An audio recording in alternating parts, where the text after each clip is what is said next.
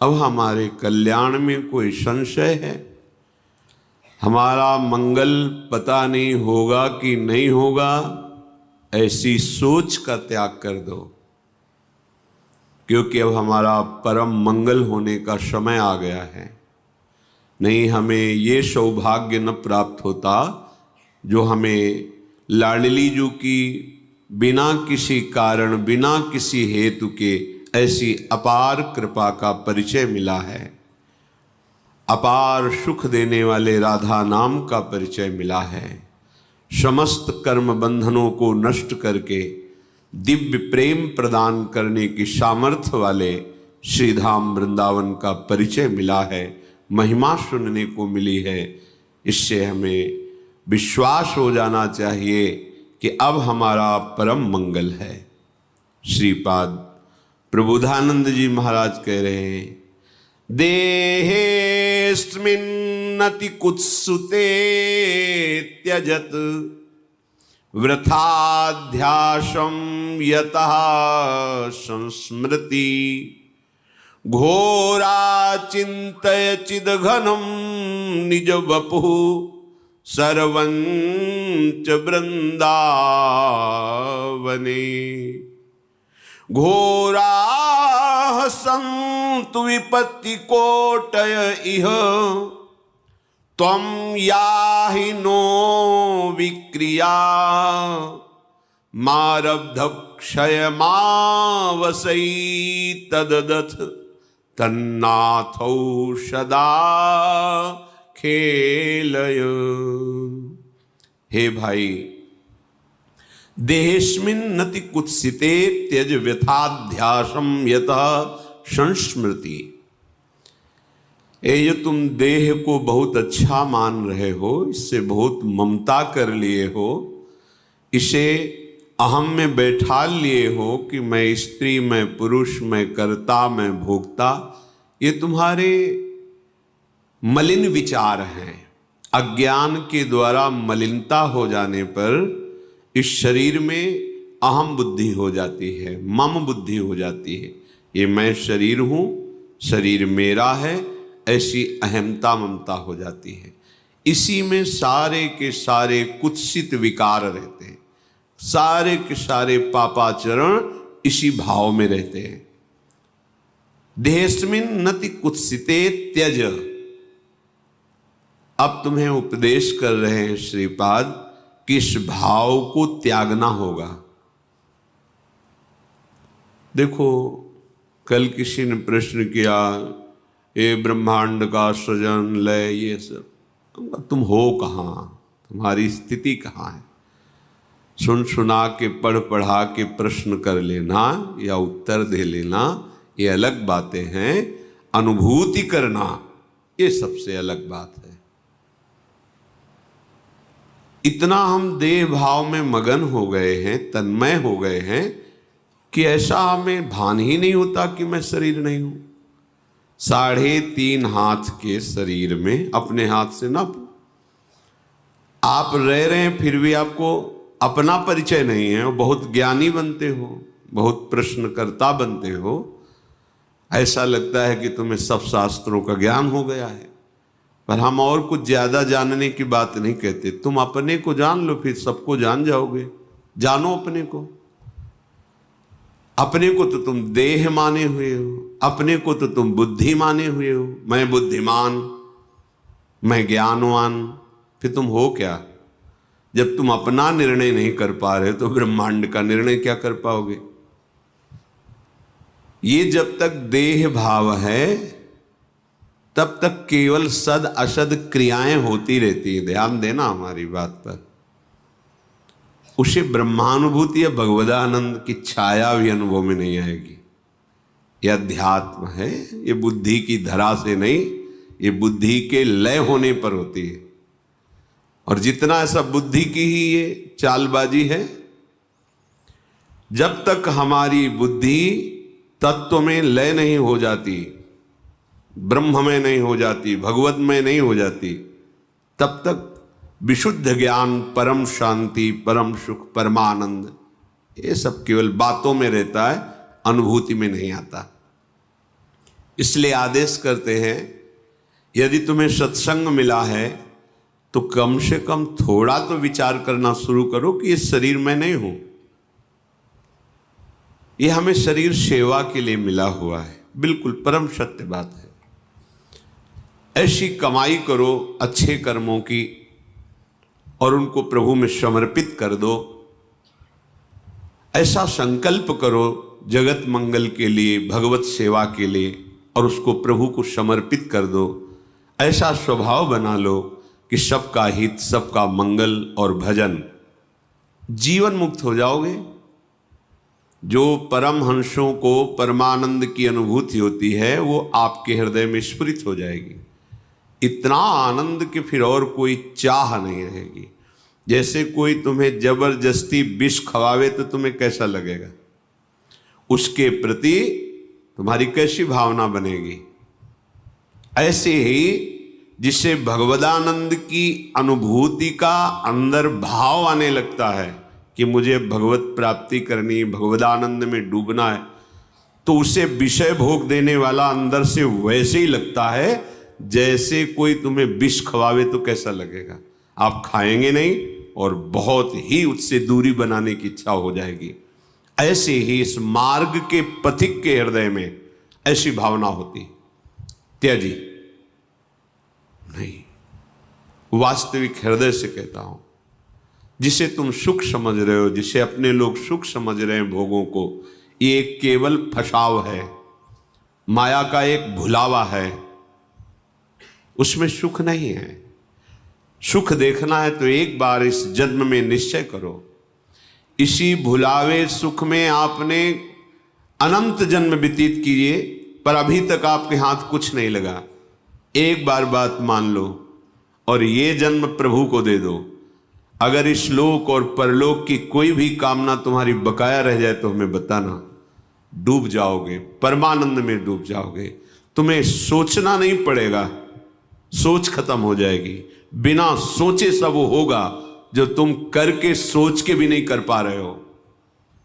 प्रसन्नात्मा न सोचती न कांक्षति, कैसी अद्भुत स्थिति। पर इसके लिए आपको ये छोड़ना पड़ेगा।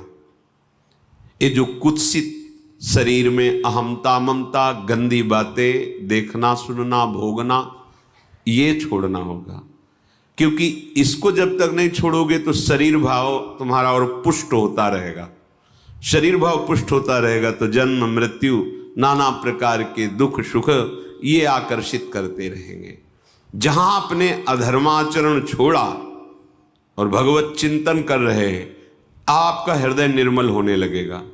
तो ये शरीर अपने आप अलग दिखाई देगा। उसमें मैं शरीर नहीं हूं ऐसा चिंतन नहीं करना पड़ता, अपने आप ये अलग दिखाई देता है। मन बुद्धि अपने आप अलग दिखाई देते हैं, स्वभाव अपने आप अलग दिखाई देता है।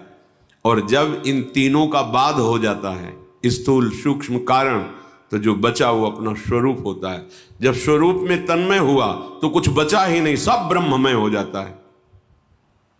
लगो, अनंत जन्म लगा दिए जहां तुम्हारे हाथ कुछ नहीं लगा। एक बार प्रार्थना मान लो। सब कार्य करते हुए हम ये नहीं कहते कि आप सब छोड़ करके किसी गुफा में चले जाओ, समय नहीं है। जहां हो वहीं रहते हुए इतना समझ लो कि ये देह तुम्हारी तत्रापि क्षणभंगुरहा है, दुर्लभ, पर कभी भी नष्ट हो सकती है। किसी भी उपाय से तुम इसे बचा नहीं सकते देह को, इसका नाश अवश्यंभावी है। तो इस देह के छूटते छूटते तुम ऐसी कमाई कर लो कि तुम्हें आगे दुख न देखना पड़े। जो अज्ञानी जन हैं, जिनको सत्संग प्राप्त नहीं है भगवत कृपा से, वो जब भागवतिक बातें सुनते हैं तो उनको विश्वास नहीं होता। क्यों? क्योंकि इतना असत आचरणों में वो लीन है कि ये बात भी उनको समझ में नहीं आती, बर्दाश्त नहीं होता कि इसको छोड़ करके भी कोई सुख है। और जबकि जिसे सुख कहते हैं वो इसके छोड़ने में ही है। त्यागात शांति अनंतरम, सब शांति चाहते पर भोग के। और भगवान कह रहे जिन्होंने रचा है, त्यागात शांति अनंतरम, त्याग करते ही शांति का प्रादुर्भाव हो जाता है। वो शांति जो किसी भी स्थिति में विचलित ना कर सके, उसका ज्ञान प्राप्त होता है इस शांति से, और उस ज्ञान से वो अपनी इंद्रियों को, मन को अंतर्मुख कर लेता है। फिर जो उसे स्वरूप बोध होता है, फिर वो परम शांति मचिरेणाधिगच्छति। आप कोई भी द्वंद्व, महाप्रलय भी उसके हृदय में दुख पैदा नहीं कर सकती। ये है सुख जिसका कभी नाश नहीं होता। इसी की प्राप्ति केवल इस मनुष्य शरीर से है और किसी शरीर से नहीं। ये सब तो आप खुद देख लो, पशु पक्षी भोग रहे हैं, पशु पक्षी नींद ले रहे हैं, आहार कर रहे हैं, उनको भी भय है। देखो, उनको भी बाल बच्चा पैदा करने की प्रक्रिया मालूम है, उनकी भी संतानें होती हैं, वो अपने भी संतान से प्यार करते हैं, वो भी मेहनत करके दाना पानी ला के अपने बच्चे का पोषण करते हैं। आप में और उनमें अंतर क्या रह गया?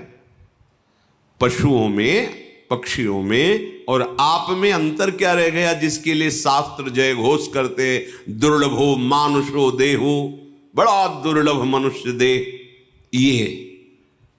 ये दुर्लभता है कि वो शरीर राग और भोग राग त्याग करके परमात्म चिंतन नहीं कर सकते। आप कर सकते हो, आप परमानंद की अनुभूति कर सकते हो। ये क्षुद्र ओस कणों से प्यास नहीं बुझेगी। एक बार हिम्मत करके इस दलदल से निकलने की चेष्टा करो। तुम्हारे अंदर है सामर्थ्य, तुम अपनी सामर्थ्य को सत्संग के द्वारा जगाओ और इस दुष्ट इंद्रिय और मन पर संयम करके इनको वापस करो, हृदय देश में लाओ। ये घर से बाहर भटकते रहेंगे, कुछ हाथ नहीं लगेगा। मना खष्टान इंद्रियाणि प्रकृति स्थानी करसती, ये घसीटते चले जाएंगे जहां अंत नहीं, ऐसी माया में लौटा लो। श्रीपाद कह रहे, बहिर्गत दृगंतर धैर्य मालम्य नित्य स्मृति रधिवश वृंदारण्य मन्यान अपेक्षा। तुम किसी की अपेक्षा मत रखो कि तुम्हें कोई साथ देगा, सहयोग देगा या सुख देगा। याद कर लो शब्द, ये ब्रह्म शब्द हैं। तुम ऐसी सोच मत रखो कि तुम्हें कोई साथ देगा, तुम्हें कोई सहयोग करेगा परमानंद प्राप्ति का, तुम्हें कोई सुखी कर सकता। ये भ्रम हटा दो। ये जो तुम्हारा आंतरिक मन बुद्धि कि हम तो गंदे आचरण करें, अधर्म से धन कमाएं, मनमानी भोग भोगे, और विश्व में कहीं कोई ऐसा जादूगर, तांत्रिक, मंत्रवेत्ता कोई ऐसा मिले जो छूछा कर दे, मंत्र जंत्र बांध दे, हमें कोई विघ्न न सतावे, हम भोग भोग लें, तो ऐसा ब्रह्मा ने पैदा ही नहीं किया। अभी आगे करेगा तो पता चल जाएगा। अभी तक ऐसा नहीं हुआ। निज कृत कर्म भोग सुनु भ्राता। यदि किसी के पास जाने से, किसी प्रक्रिया से आपका आगंतुक विपत्ति नष्ट हो रही है, तो वो विधान पहले लिखा हुआ है। आपका सुकृत आ गया और सुख चलने लगा, आपको लगा कि किसी जंत्र या मंत्र या तंत्र से ये काम बन गया, बिल्कुल भ्रम में मत रहना। आपका कर्म ही आपको सुख और दुख प्रदान करता है। कौन काहू के सुख दुख कर दाता, निजकृत कर्म भोग सुन भ्राता। अब इस अध्यात्म की बात को कोई समझना चाहता है? नहीं। कोई ऐसा हवन कर दो, कोई ऐसा मंत्र, कोई ऐसा जंत्र, कोई ऐसा तंत्र, तुम तपस्या करके कोई ऐसा जंत्र बांध दो, कोई ऐसा मंत्र प्रयोग कर दो जिससे मैं सुखी हो जाऊं। फिर कह रहा हूं, ऐसा ब्रह्मा सृष्टि में रचा ही नहीं है। यहां जो रचना है वो भगवान के द्वारा। वो कह रहे, अवश्यमेव भोक्तव्यम कृतम कर्म शुभाशुभम। तुम्हें भोगना पड़ेगा अपने शुभ अशुभ कर्म। सामने खड़े हैं जो कर्तुम अकर्तुम अन्यथा कर्तुम सर्व समर्था ईश्वर, वो सामने खड़े हैं और अर्जुन से कह रहे हैं, अपनी स्थिति ऐसी बनाओ कि कोई दुख तुम्हें व्याकुल न कर पावे, कोई सुख तुम्हें आए हर्षित न कर पावे। सुख दुख में तुम्हारी समान स्थिति हो, कोई विकार तुम्हारे हृदय को व्यथित करे और उसे तुम सह जाओ, तो तुम परम पद के अधिकारी हो जाओ। सामने परम पद विराजमान है, इनको सहो। जंत्र नहीं बांधा, कोई वहां धागा नहीं बांधा। क्या कह रहे हैं? तास्तित क्षस्व भारत, सहो ये आगमा पाइनो अनित्यास, ये नाशवान है, इनको सह जाओ। यम ही न व्यथ्यंते ते पुरुषम पुरुषर्षभ सम दुखा सुखाधीरम स्वमृतत्वाय कल्पते। अमृत पद का वही अधिकारी है जो सुख दुख को समान भाव से सहकर निरंतर भगवत चिंतन परायण। ये जन्म है मनुष्य का, इसीलिए मिला है। अरे बातुल भूत विवश मतवारे, भोगों में मतवारे, रजोगुणी तमोगुणी वृत्ति धारण करने वाले अध्यात्म को स्वीकार करेंगे क्या? अगर स्वीकार कर ले तो अभी मंगल हो जाए। उनकी समझ में आएगी ये बात, सब ऐसे ही है, क्योंकि उनको सत्य संसार लग रहा है, उनको मैं शरीर लग रहा है, भोग उनको सुखद लग रहे हैं। अब उस सुख को प्राप्त करने के लिए धर्म अधर्म कुछ नहीं देखना, बस भोगना है।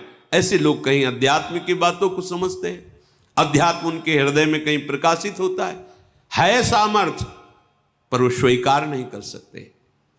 इसलिए बहिर्गत दृगंतर धैर्य मालंब, ये बाहरी दृष्टि छोड़ो, धैर्य पूर्वक चलो। इस मार्ग में या इस जन्म में जो हमें भगवदानंद की प्राप्ति करनी, बहुत हिम्मत वाला बनना है, बहुत सहनशील बनना है, बहुत धैर्यवान बनना है। ये मन इंद्रियां आपको विचलित करेंगे, जलाएंगे, आप चुपचाप शांत। एक अंतर की बात कह रहे हैं, कामादि दोषों को शमन करने की अनुभूत बात। आप किसी से कहो मत कि मुझे कोई विकार आ रहा है, मेरी बात मान लेना। ये हम अपने हृदय की बात कहते हैं, किसी से भी मत कहो कि मेरे अंदर विकार आ रहा है। उससे क्या होगा? जब आप किसी से कहते हो, स्वीकार कर लेते हैं कि मेरे अंदर काम बहुत पीड़ा पहुंचा रहा है, तो उसकी सत्ता दृढ़ हो जाती है। ये तुम्हारी समझ में नहीं आएगी बात। ये असत हैं, इनका अस्तित्व तो नहीं है, नासतो विद्यते भाव, इनका कहीं भी भाव नहीं है ही नहीं। ये तुम्हारी स्वीकृति से, तुम्हारे चिंतन से हैं। अगर आपने कह दिया तो इनकी सत्ता दृढ़ हो जाती है, फिर ये और परेशान करते हैं। ना होने पर भी ये ठूठ का भूत है, शांत। हृदय जल रहा है, हृदय में प्रेरणा हो रही, गंदी दृष्टि करो, गंदी बात देखो, गंदी क्रियाओं में सुख, शांत। ना कोई चेष्टा और ना किसी को समझने दो, अपने आप अंदर ही भस्म हो जाएंगे, क्योंकि आपके हृदय में परम लक्ष्य भगवत प्राप्ति का और नाम जब सत्संग चल रहा है, शांत हो जाएंगे। कभी कभी अशुद्ध भोजन हो जाने पर, रजोगुणी तमोगुणी भोजन हो जाने पर इनकी प्रबलता नजर आती। शांत रहो, देख लो, कुछ ही घंटों में समन हो जाएगा। शांत रहो, ये अनुभव की बातें कह रहे हैं। शांत रहो, कोई चेष्टा मत करो, भजन बने बने लेट जाओ, सो जाओ चुपचाप, कुसंग मत करो। कुछ ही घंटों में अपने आप वो गुण टिकेगा नहीं, जो तमोगुण रजोगुण भोग वासना पैदा कर, शांत हो जाएगा। अगर कोई चेष्टा की, अगर कोई बाहरी वृत्ति वस्तु व्यक्ति स्थान का संयोग बनाया, वो संस्कार दृढ़ हो जाएंगे और आपको भोगों में सुख है ऐसा निश्चय हो जाएगा। भारी पतन होना शुरू हो गया।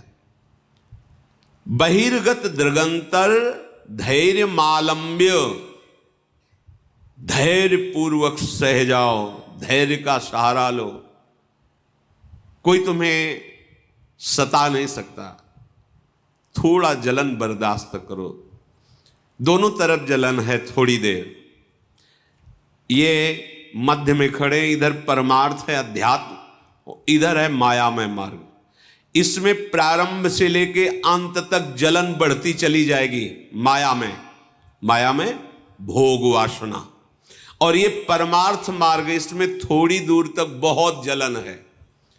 क्यों? क्योंकि पूर्वाभ्यास भोगों के भोगने में सुख है, ऐसा हमने क्रियाएं की है, ऐसा हमने चिंतन किया है, ऐसी हमने सोच बैठा रखी।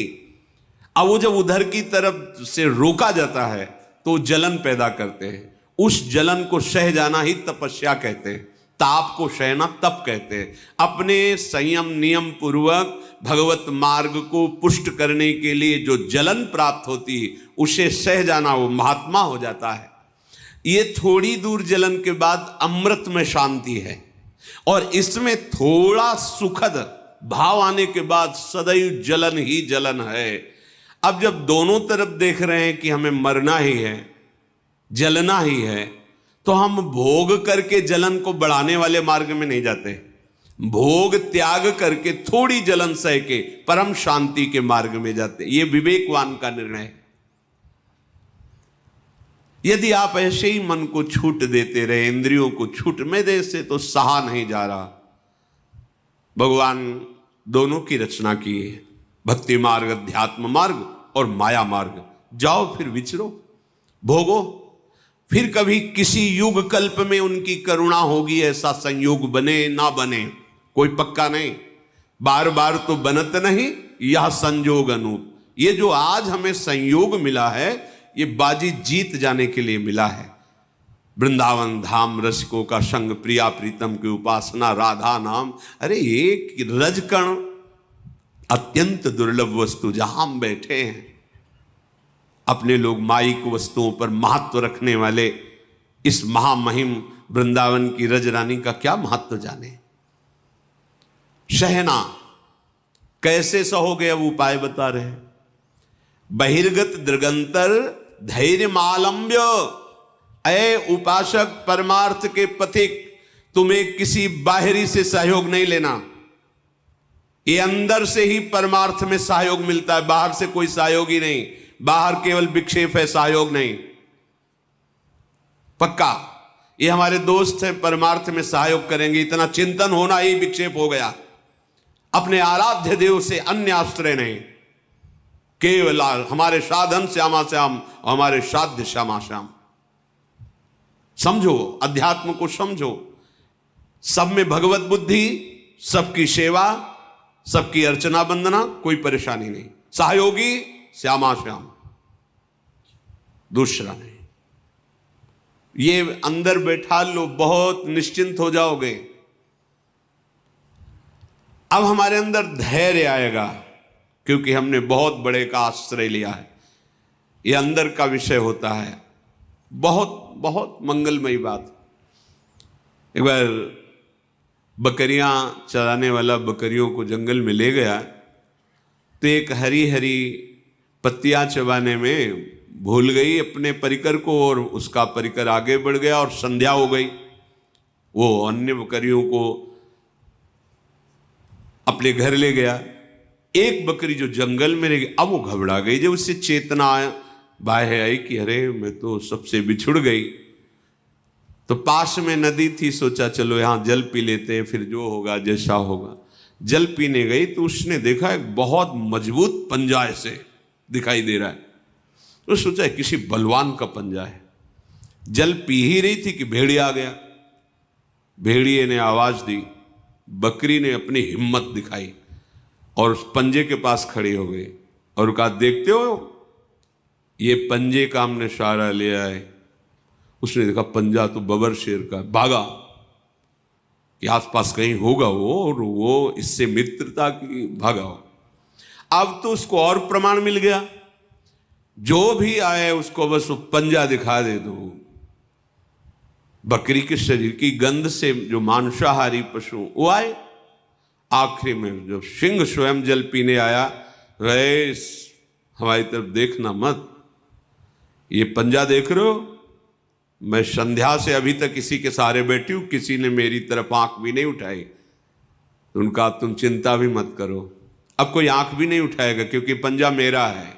जब तुमने मेरा आश्रय ले लिया तो इस जंगल में कोई, तुम समझ रहे हो इसका उदाहरण। अगर आप प्रणत कामदम प्रभु के चरणों का आश्रय लिए हैं, तो कोई भी आपका बाल बांका नहीं कर सकता। सबसे महाबली प्रभु श्री हरि के चरणारविंद हैं। विश्वास का मार्ग है ये। अगर विश्वास नहीं तो भटकना पड़ेगा। हित ध्रुव जो विश्वास है तब ही सुधरे बात, नातर माया पंथ में फिरे जो टक्कर खात। हर क्षण वो रक्षा करते, हर क्षण, हर पल। स्वप्न में भी दुख नहीं होने देते। एक दिन देखा स्वप्न में चारों तरफ से समुद्र उफान कर रहा है, भारी वर्षा हो रही, नगर डूबते चले जा रहे हैं। उनमें हम भी सब डूबते चले जाए। अभी घबराहट पैदा हुई, स्वप्न है, घबराहट एकदम पैदा हुई। एक बालक इतना बड़ा आ जाता है, अंगुली पकड़ता है, चलो हमें वो मार्ग पता है जहां ये समुद्र तुम्हें डुबो नहीं पाएगा, दौड़ो हमारे साथ। अचानक ऐसे ऊंचे स्थान पर ले जाता है, आप बिल्कुल निश्चिंत रहो, यहां कोई भी पानी नहीं आ सकता। आंख खुली एकदम, इतना डर लगा। देखो स्वप्न में भी डर नहीं पैदा होने देते, स्वप्न में भी दुख पैदा नहीं। शरणागत वत्सल भगवान स्वप्न में भी दुख, फिर जागृत की क्या कहे, आश्रय लेके तो देखो। बहिर्गत दृगंतर धैर्य मालम्ब, सहारा लो किसका, प्रभु का, और धैर्य धारण करो, सहना सीख जाओ। कैसे आप सह पाओगे, इसके लिए उपाय नित्य स्मृति, नित्य निरंतर भगवान की स्मृति। ये बहुत बड़े स्मरण, बहुत बड़ी उपलब्धि है। ये बाहरी साधनों की बातें नहीं कह रहे, स्मृति सिर्फ अंदर की बात होती है। माला जपना जप कहलाता है, बाहरी कष्ट सहना तप कहलाता है। साफ पवित्र क्रियाएं हैं, भागवतिक क्रियाएं हैं, शुभ क्रियाएं हैं, अशुभ क्रियाएं हैं, बहुत सब। यहां एक शब्द केवल बोला गया, श्रीपाद कह रहे नित्य स्मृति। गीता जी का फल भी अर्जुन को जो मिला, तो नष्टो मोहा स्मृतिर लब्धा त्वत्प्रसादान्मयात्, ये स्मृति बहुत जोर की उपलब्धि है। मानो साधना का फल है अखंड स्मृति, बहुत बड़ी। यस्य स्मरण मात्रेण जन्म संसार बंधनात् विमुच्यते, जिनका स्मरण जन्म मरण से मुक्ति दिला देता है। हरि स्मृति सर्व विपद विमोक्षणम, कोई भी विपत्ति तुम्हें दुखी नहीं कर सकती, गिरा नहीं सकती, फंसा नहीं सकती, निराश नहीं कर सकती। कब, जब हरि स्मृति, हरि का स्मरण चल रहा है। और अगर हरि का स्मरण नहीं, तो कोई भी संपत्ति तुम्हें सुखी नहीं कर सकती। शंकर सहस विष्णु अज तो ही, सकहिन राख राम कर द्रोही। कह हनुमंत विपति प्रभु सोई, जब तो सुमिरन भजन न होई। स्मृति रात दिन अपनी प्यारी जो प्यारे जो के नाम की स्मृति, रूप की स्मृति, लीला गुण की स्मृति, धाम की स्मृति, भगवत प्रेमी महात्माओं की स्मृति। जिनको नाम लेत दुख छूटत, सुख लूटत तिन संगति। जिनको नाम लेत दुख छूटत, सारे विघ्नों का नाश करने में समर्थ है प्रभु और प्रभु के प्रेमी जनों की स्मृति। नित्य स्मृति, इस पर ध्यान दो, यही तुमको सब सामर्थ्य देगी सहने की। हर समय मधुर मधुर स्मृति। नाम कितना मीठा, कितना रसमय, कितना सहज सरल, राधा राधा राधा। देखो जबकि कैसी अनुपम सामर्थ्य आपके हृदय में आती है। और ये केवल भावुकता का निर्णय नहीं है। पूज्य राधा बाबा महाराज ऐसे संत जो शास्त्र के एक अक्षर की भी कभी अवहेलना नहीं, एक अक्षर, पूरा श्लोक या शब्द तो बात जाने दो, शास्त्र प्रमाण से जो अपने जीवन को बांध के रखे, वो महापुरुष। संन्यास से नाम में नाम, जुगल नाम से विश्राम भूमि राधा नाम। जब राधा नाम का परिचय जागृत हुआ तो बाबा सब भूल गए। संन्यास का मंत्र तो कीर्तन से ही रुकने लगा था गीता वाटिका में।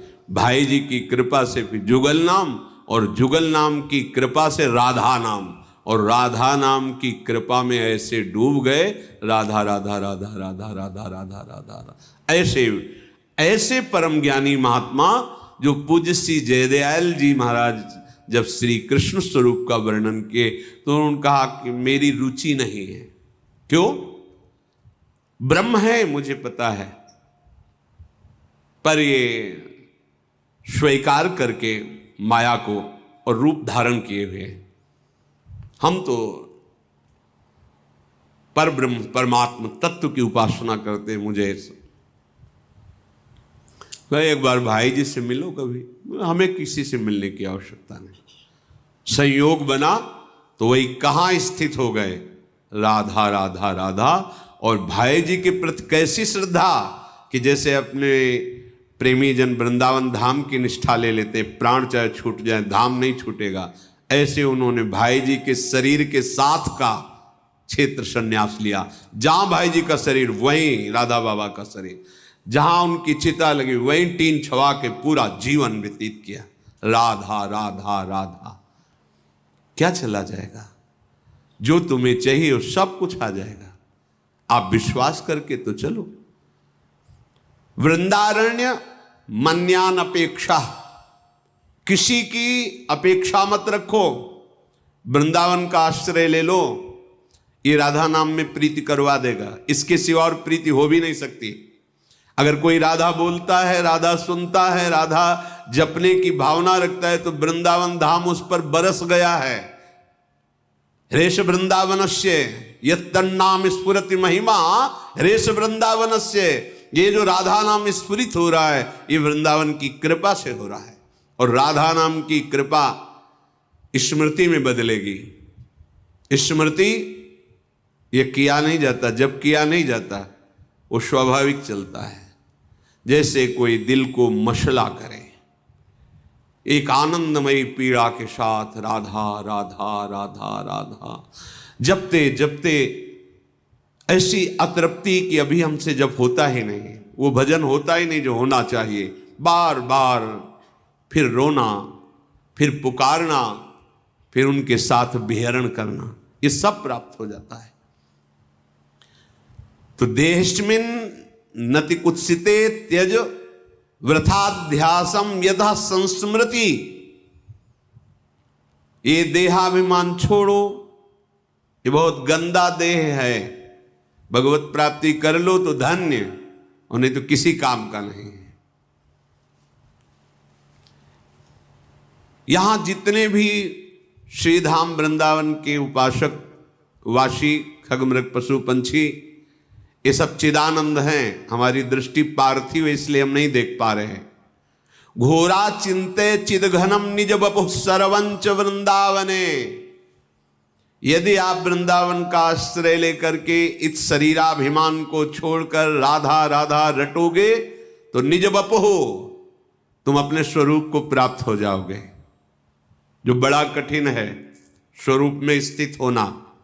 घोरा संत विपत्ति कोट ही तुम याहिनो विक्रिया। विचलित मत होना, चाहे जितनी घोर विपत्ति आ जाए।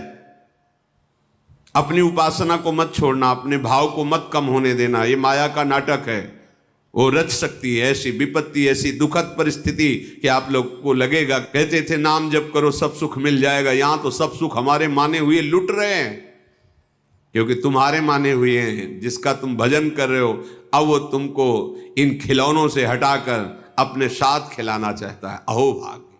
अब वो तुम्हें परम सुख में निमग्न करना चाहता है। तुम किसी भी विकार से विचलित मत होना, किसी भी विपत्ति से, चाहे कोटय करोड़ों विपत्ति आ जाए, विचलित मत होना। मारब्ध क्षय मावसई तदथ तन्नाथो सदा खेलय। तुम्हारे शरीर का रचा हुआ प्रारब्ध नाश हो रहा है। अब तुम्हारा वो शरीर तुम्हें अनुभव में आएगा जिसके तन्नाथो सदा खेले, अपने नाथ श्यामा श्याम के साथ सदा रहने को मिलेगा, खेलने को मिलेगा। उनके साथ हर क्षण हमारा व्यतीत होगा। सोचो कितना बड़ा लाभ हमें अपने प्राणाराध्य श्यामा श्याम के साथ रहने को मिलेगा। उनका उच्छिष्टामृत पान करते हुए उनकी लीला में महासुख में निमग्न। अनुमान भी नहीं कर सकते कि कैसा महासुख होगा। अरे जिनकी एक झलक पा जाए योगींद्र मुनींद्र तो उन्मत्त हो जाएं, उन प्रभु के साथ रहने को मिलेगा। बस हम जो सत्संग में सुन रहे हैं उसे विश्वास पूर्वक माने, अपने आचरण में उतारे तो हमारे जीवन का निश्चित वो महासुख जो हम ढूंढ रहे हैं अनुभव में आ जाएगा।